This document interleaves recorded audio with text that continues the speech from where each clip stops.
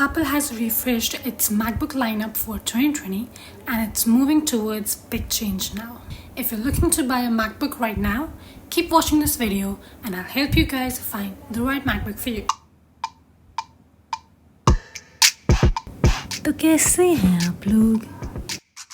Apple releases 3 MacBooks now, the MacBook Air, the 13-inch MacBook Pro and the 16-inch MacBook Pro. The Air is the only MacBook that comes with a wedge-shaped design, gives the option for a gold MacBook and does not have a touch bar. Every other MacBook has a boxy design and comes with a touch bar. The Air comes with a 2-core i3, 8GB of RAM and 256GB of SSD at its base configuration. It has 2 Thunderbolt ports on one side and a headphone jack on the other. The 13-inch MacBook Pro actually has 2 versions. The lower end has 2 Thunderbolt 3 ports and the higher end has 4. There's a headphone jack in each. They come with similar processor and the higher end is double the configuration for RAM and SSD. The 16-inch comes with a 6-core i7, 16GB of RAM and 512 SSD, and unlike any other MacBook, it has dedicated graphics. Here is a list of all the standard configurations and their specs compared. So I analyzed the list and came up with 3 easy recommendations of models that are worth the value based on your needs. And here's a chart to show the prices of every component that you pay for.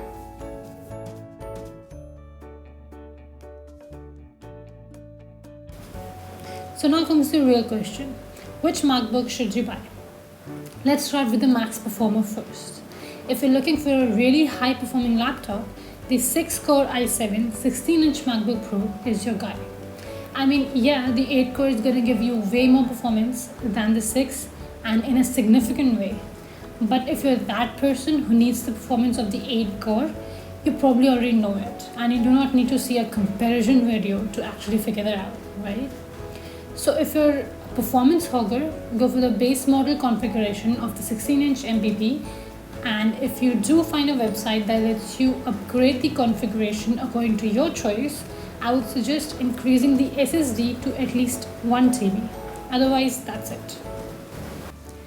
Now, if you're a basic user and you're only looking for an entry-level MacBook, get the Air in its base configuration.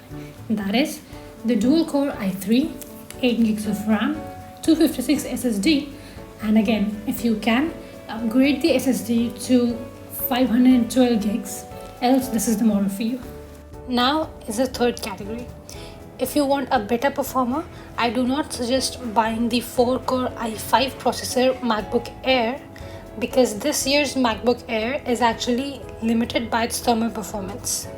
It's not actively cooled, or at least not directly.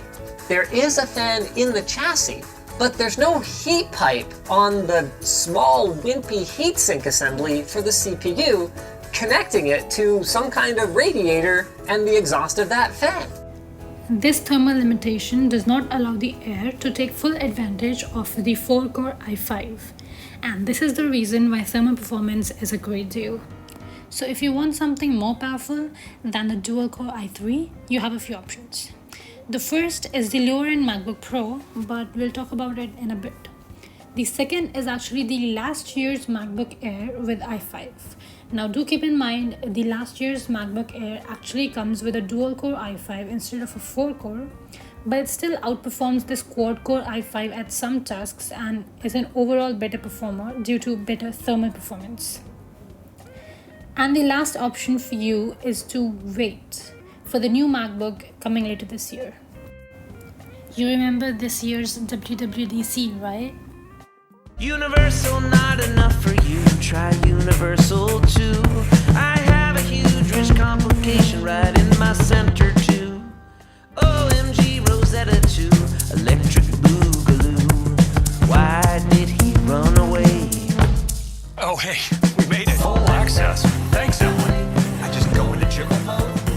Down deep below the surface. Down deep below the surface.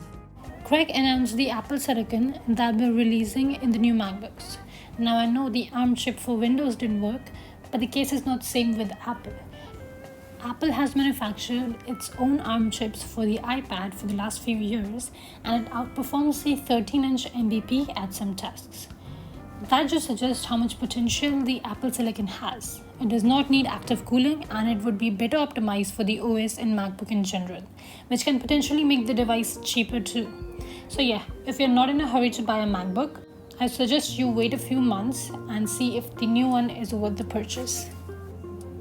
One thing I'll point out is that if you're a power user and are leaning towards the 16-inch MacBook, there's no point waiting for the ARM right now, as it will take a couple years for Apple to refresh its highest performing laptop. Also, it is most likely that you'll not be able to run any other OS on the ARM MacBook, so if you're looking forward to bootcamping your device to run Windows, you're better off with one of these devices. In any case, if you want to buy a high-performing laptop right now, you probably want to stick with the 13-inch MacBook Pro. Also, one thing to note here is, if you want to buy the Air for its portability, don't be fooled. At 1.2 kg, the Air is only slightly lighter than the 13-inch Pro, and its wedge-shaped design actually gives the illusion of being thinner, but in reality the Air is actually thicker than the Pro at its thickest point. And for the battery, the Air is set to give 11 hours of battery life compared to Pro that is set for 10 hours. How much difference does it make? Your call. Now, which 13-inch should you get? You might want to skip the higher end 13-inch MVP, because remember, you're paying $12,000 for just 2 extra ports and slightly better speakers. So the majority of you who do not need an extra pair of ports, I'd suggest go for the second configuration of the lower end MacBook Pro. Now, if you're planning on upgrading the processor of the MVP, it can be upgraded to a quad-core i7.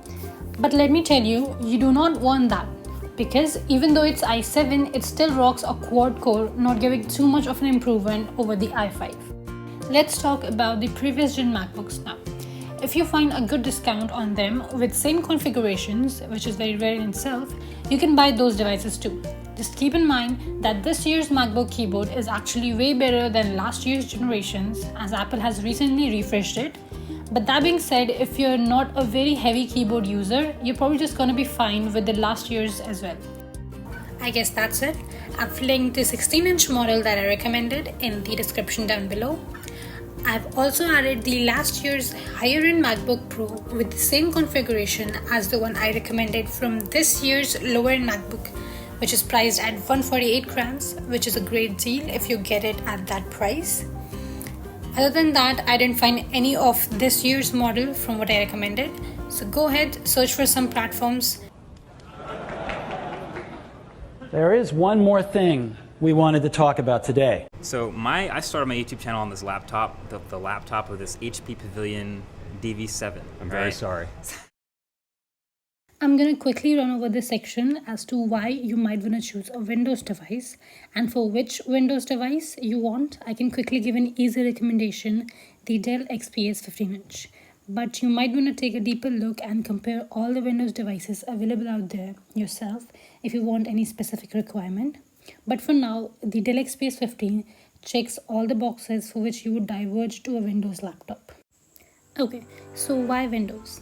First, you get more options for the screens. If you can't find the ideal screen size, now I understand the 13-inch can be too small for some people and 16 too big. I would recommend to go to the store and check for yourself if you're comfortable with the screen sizes. If not, there's a window device for you. Also, if you want a better screen, less bezel, high refresh rate, different aspect ratio, 4K display or a touchscreen monitor, look for something in the Windows department. Apple hasn't changed the screen for a very long time, and the current screen is definitely outdated. The second reason to opt for a Windows device is for customizable RAM and SSD options. And the third reason is if you want dedicated graphics or high-performing graphics.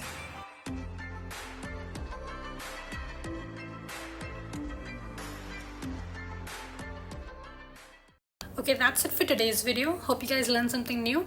Share this video with your friends if you think they can use it. Thank you so much for watching, and I'll see you guys in my next video.